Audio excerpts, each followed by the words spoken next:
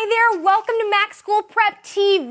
We are at the finish line. We are officially at part 6 of our 6-part series on learning and studying. I can't believe we made it, but we are here.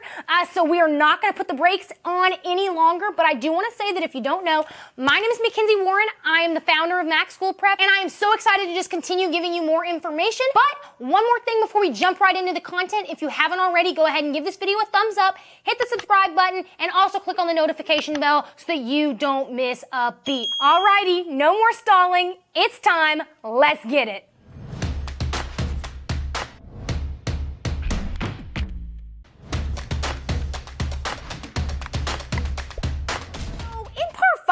If you remember, we broke down phase 2 of the learning process, the studying phase. And so now in this video, as we wrap up our series, what I'm going to be doing is giving you some recommendations that pertain to each type of learner. Remember, we have auditory, we have visual, and we also have tactile or kinesthetic, so that phase 2 of the learning process can just go that much more smoothly for you. We're just gonna go ahead and jump right in. So here are my recommendations for the things that you need to actively be working to implement during your study time.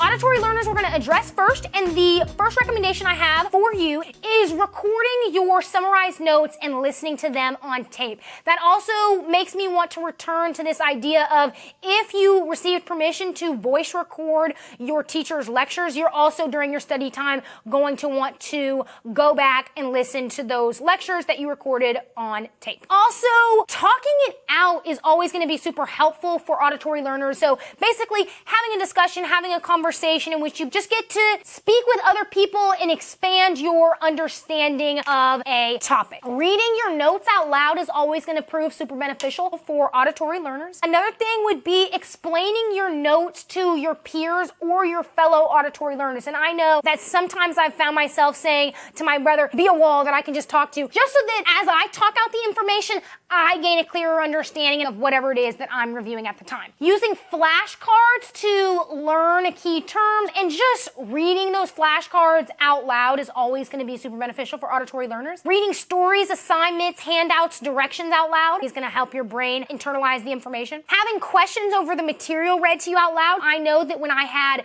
date quizzes in history, I would give one of my parents a list of all the dates, and they would just ask me, what happened in 2001? When was the initiation of World War II? That was just an easier way for me to study and better retain the information, and that's also going to work for other auditory learners. Another recommendation would be to not work in loud places, and I really think this goes for any type of learner, any person that's trying to study.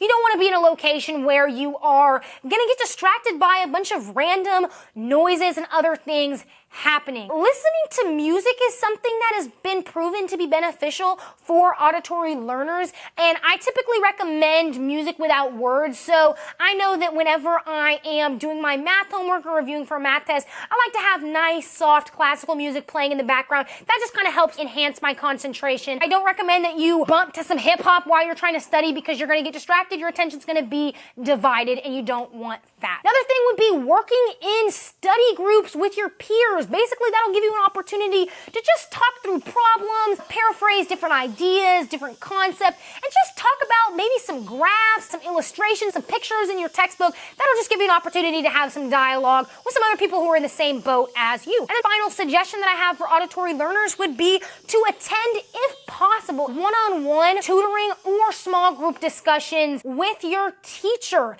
And I think this is going to be really beneficial because it'll just give you the chance to discuss the what, the why, the how behind various topics and processes that you are trying to familiarize yourself with. Now we're going to switch gears a little bit and discuss visual learners and the recommendations I have for you. The first suggestion I have is to not work in places where there's a lot going on, a lot of people moving around, a lot of hustle and bustle. That's just going to be the perfect recipe for distraction because you're going to be like, oh, what's happening over there? Or, oh, what is that person doing? You don't want to be in that situation. You want to make sure that you can have laser focus on whatever it is that you're looking at. Also, associating mind pictures with concepts. And what I mean by that is if we talk about photosynthesis, we know it has to do with energy for plants. And so I might think about a sunflower when I think about photosynthesis. And so that is the picture that I'm going to associate with the concept of photosynthesis. Another thing is using clue words for recalling. And so to give you an example of that, when I was taking U.S. government, I had to memorize a bunch of U.S. Supreme Court cases. And so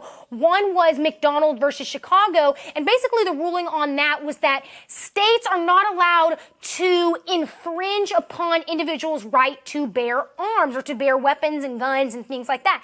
And so the word that I associated with that ruling was the word McDonald. I was thinking about, oh, McDonald had a farm. And I was like, okay, McDonald has animals and he wants to protect them, so we might have a gun or he might shoot trespassers. And that just allowed me to better be able to recall that McDonald versus Chicago, that Supreme Court case, is associated with the right to bear arms. So that's what I mean when I say using clue words for recall. Moving on, another suggestion I have for visual learners is that watching review videos on YouTube is always going to be helpful. Being able to watch the process, watch the steps being carried out before your eyes is just going to only serve to benefit you. Using study cards, note cards, or flashcards, that is really going to be something you're going to see as a common denominator across all types of learners. You can't go wrong with flashcards, but what I do recommend for visual learners is using flashcards that have a little bit of pop. So maybe not your generic white flashcard with the red lines, but maybe have some ones with flair, the neon, or something that'll get your attention, that'll allow you to just stay engaged with whatever it is that you're doing. Also, I'm encouraging visual learners to take breaks to watch TV. Now, when I say take breaks, I'm not saying take a 5-hour break where you're just binge watching your favorite TV show. No.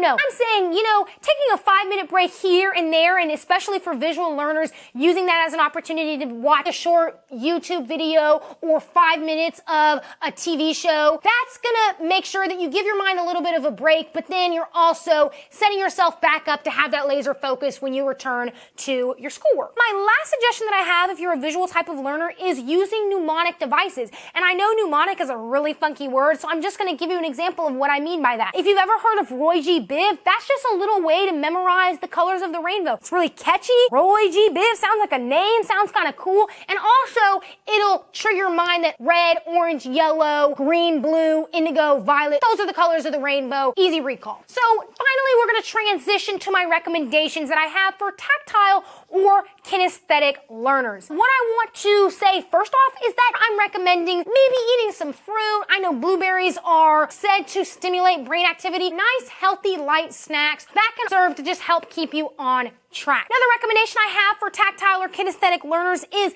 pacing back and forth or even dancing while you're working. That just keeps your blood flowing. That kind of addresses that balance of you still being able to do your work, but also still moving around at the same time. Another recommendation I have for tactile or kinesthetic learners is writing down steps, processes, key terms on a small whiteboard if you have one available. I know that can always make learning fun to be able to sit there with a whiteboard or a dry erase marker and do that. But hey, don't sweat it if you don't have that available. You can always just write stuff down with pencil and paper. I know that when I'm memorizing stuff, I just write down the words over and over and over again until I finally know it like the back of my hand. Another recommendation I have is doing things as you say them. So for example, if you're learning about the cardiovascular system and you know it has to do with the heart, maybe doing some jumping jacks to kind of associate activities that get your heart rate up with that concept. That can be beneficial. Another suggestion that I have is using flashcards, which I said was a common denominator amongst all types of learners. But for kinesthetic learners, what I recommend that you do with your flashcards is group them according to relationships between ideas, or also just separating the flashcards into know and don't know piles so that it's easier for you to figure out what topics deserve a little bit more of your attention. I also suggest that you take frequent breaks. Remember, we're not taking long breaks, but we're taking frequent breaks and using those as chances to just walk around, get our blood moving, maybe get a snack or something like that, just to give us a little bit of a breather, and then we can go back and get our mind back on the grind. Another thing is maybe tapping a pencil, shaking your foot, or holding on to something as you study can be beneficial for tactile learners, just so that they can feel like they are doing something and moving around a little bit. Also, using a computer to reinforce learning through sense of touch has been proven to be super beneficial for tactile learners. And then finally, I want to reiterate this idea of fidget toys. I've given some suggestions in our previous parts of this series. Play-Doh, stress balls, paper rolls, fidget spinners, literally anything that you can just mess with in your hand as you do your work. And also, I just want to add, doodling is another thing that you can do as you study. We're not trying to be Picasso and break out the full paintbrush and do all of that while we're studying. That's going to be distracting. But maybe just having a pencil and doing light strokes on a piece of paper as you're looking at your computer screen. Now that I've gone through all my recommendations for each type of learner, I now want to go ahead and hit on some of my general study hacks that kind of extend across all learners. The first one is managing your time. Another one would be pacing yourself, not multitasking while you're studying, not having multiple things on your mind as you're trying to devote your attention to a task, eliminating distractions, which can range from background noise in your environment to even having your phone on your desk with you. Whether you admit it or not, your phone is a distraction and it has to be put away when you're studying if you want to get the most out of your study session. A final overall study hack would be choosing your study environment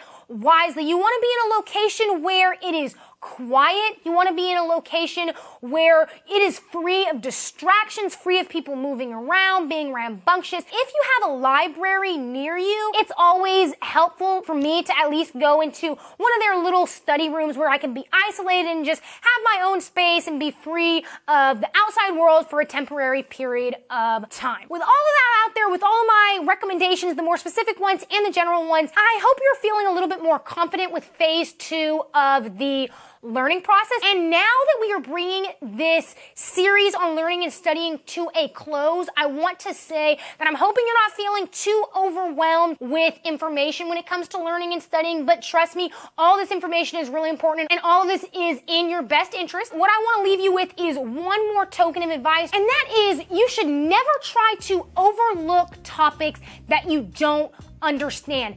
Basically, to avoid this, that might mean that you have to study harder. That might mean that you have to spend a little bit more time with the material at hand or even ask for help. But trust me, you don't want to be in a position where you are left behind with the more complicated stuff because you failed to get a grasp of the more simple, more fundamental information presented previously. And I'm not lying when I say that as you progress through the school year, as you progress through your courses and your classes, it doesn't matter what class it is, the material is just going to get harder. It's just going to continue building and building and building on top of one another. And if you think about a skyscraper, for example, if you continue trying to put more and more and more floors on top of a foundation that's already weak and wobbly, what's going to happen?